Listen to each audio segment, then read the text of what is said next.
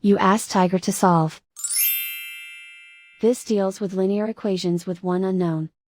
The final result is k equals 5. Let's solve it step by step. Simplify the expression. Expand the parentheses. Simplify the arithmetic. Multiply the coefficients. Swap sides.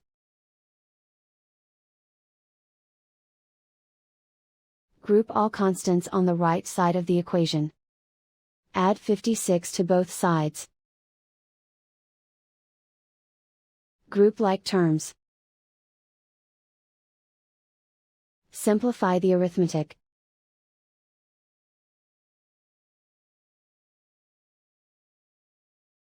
Isolate the k. Divide both sides by 42. Simplify the fraction. Find the greatest common factor of the numerator and denominator. Factor out and cancel the greatest common factor. And so the final result is k equals 5.